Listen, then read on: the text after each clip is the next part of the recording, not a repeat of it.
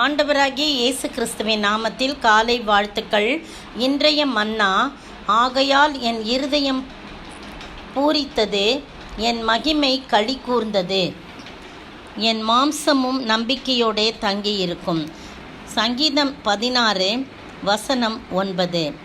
பாருங்க, சங்கீதக்காரனாகிய தாவீது சொல்கிறாரு, என் இருதயம் பூரிச்சிச்சு, அப்படியே சந்தோஷத்தினால பூரித்து மகிழ்ந்தது, என் மகிமை களி கூர்ந்தது அப்படின்னு சொல்கிறார்.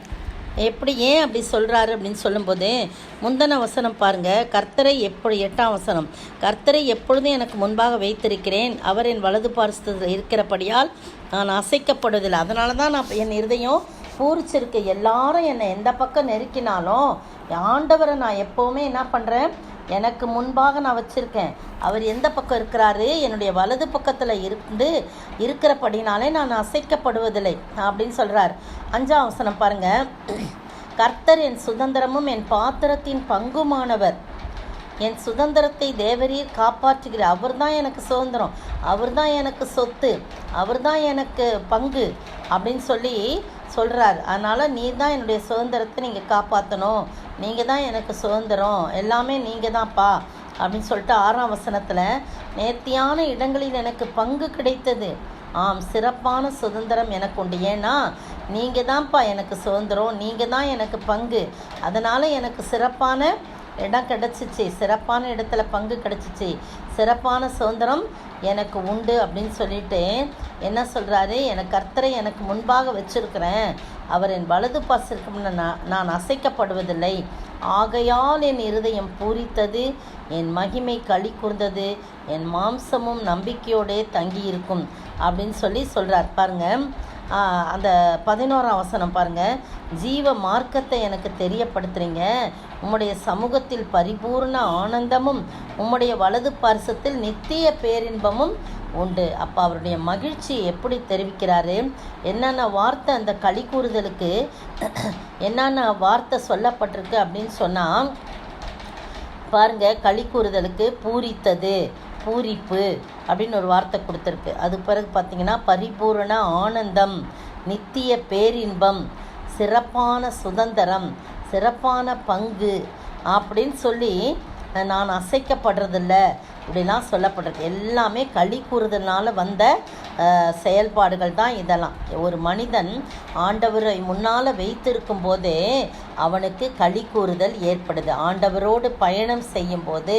ஆண்டவரோடு இணைந்து இருக்கும்போது அவனுக்கு களி கூறுதல் ஏற்படுது. பாருங்கள், 2 கழுதைகள் பேசி கொண்டுச்சான். ஒரு கழுதை சொல்லிச்சான், நேற்று நான் எவ்வளவு களி கூர்ந்து சந்தோஷமாக இருந்தேன், காரணம் இயேசு என் முதுகில் ஏறி இருந்தார், நான் நடப்பதற்கு எனக்கு எல்லாம் கீழே கால் படக்கூடாதுன்றதுக்காக எனக்கு எல்லாம் விரிப்பெல்லாம் விரிச்சாங்க, தழைகள் எல்லாம் போட்டு, தலைகள் இலைகள்லாம் போட்டு என் கால் மெத்து நான் நடக்கும்படியாக செஞ்சாங்க, என் மேலே ஒரு நல்ல பட்டு துணியை விரிச்சாங்க, என் மேலே இயேசுவை ஏற்றினாங்க, நான் எவ்வளோ ஜாலியாக சந்தோஷமாக பெருமையாக எல்லா பக்கமும் பார்த்துக்கிட்டு நான் போனேன் அந்த பவனி. ஆனால் இப்பொழுதோ நான் என்ன பண்ணுறேன், யாரும் என்னை சட்டை பண்ணல, ஒருத்தர் கூட என்னை சட்டை பண்ணல, நான் மீண்டுமாய் அந்த முச்சந்தியில் போய் இருக்கும்படியான ஒரு வாய்ப்பு தான் எனக்கு கிடச்சி, தவிர யாருமே என்னைய நினச்சி பார்க்கல. இந்த கழுதையில் தானே ஏறி வந்தார் அப்படின்னு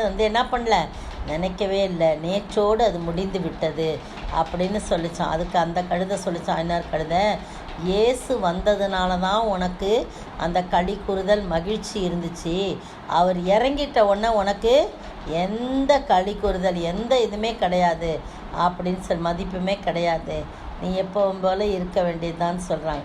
தர்மையான வேளையிலே கர்த்தரை எனக்கு முன்பாக வைத்திருக்கிறபடியினால் நான் அசைக்கப்படுவதில்லை, அவர் எனக்கு முன்பாக இருக்கிறார், அதனால தான் எனக்கு இந்த இருதயம் பூரிக்குது, என் மகிமை களி கூர்ந்தது என்று சொல்கிறான். நீங்களும் நானும் அந்த அனுபவத்துக்குள்ளாய் கடந்து வர ஆண்டவர் தாமே கிருபை செய்வாராக.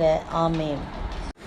எனக்கு உதவிடும் எனது ஆண்டவர் என் பக்கம் இருக்கிறார், எனக்கு உதவிடும் எனது ஆண்டவர் என் முன்னே இருக்கின்றார். உலக மனிதர்கள் எனக்கு எதிராக என்ன செய்ய முடியும்? தோல்வி இல்லை எனக்கு, வெற்றி பவனி செல்வேன். தோல்வி இல்லை நமக்கு, வெற்றி பவனி செல்வோம்.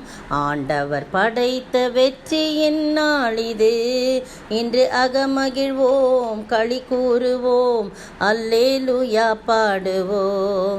இன்று அகமகிழ்வோம், களி கூறுவோம், அல்லேலூயா பாடுவோம். ஸ்தோத்திரிக்கிற ஆண்டவரே, துதிக்கிற ராஜா, தாவீது பெற்ற அனுபவத்தை நாங்களும் பெறும்படியாக என் ஆண்டவரை எப்போதும் எங்களுக்கு முன்பாக வைக்கும்போது நாங்கள் அசைக்கப்படுவதில்லை. நாங்கள் எங்களுடைய இருதயம் பூரிக்கும், எங்கள் மகிமை களி கூறும் என்ற விசுவாசத்திலே நாங்களும் அப்படியாய் வாழ எப்போதும் உம்மை எங்களுக்கு முன்பாக வைக்க நீர் கிருபை செய்ய வேண்டும் என்று கர்த்தரும் மீட்பெரும் ராஜாமா இயேசு கிறிஸ்துவின் விலையேற பெற்ற நாமத்தில் ஜெபிக்கிறேன் பிதாவே, ஆமேன். நேற்றைய பதில்: மனுஷருக்கு அல்ல, எங்கள் இருதயங்களை சோதித்தருகிற தேவனுக்கே பிரியமுண்டாக பேசுகிறோம். 1 தெசலோனிக்கேயர் 2:4.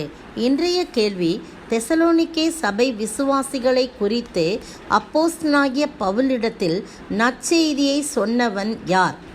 தெசலோனிக்கே சபை விசுவாசிகளை குறித்து அப்போஸ்தலனாகிய பவுலிடத்தில் நற்செய்தி சொன்னது யார்?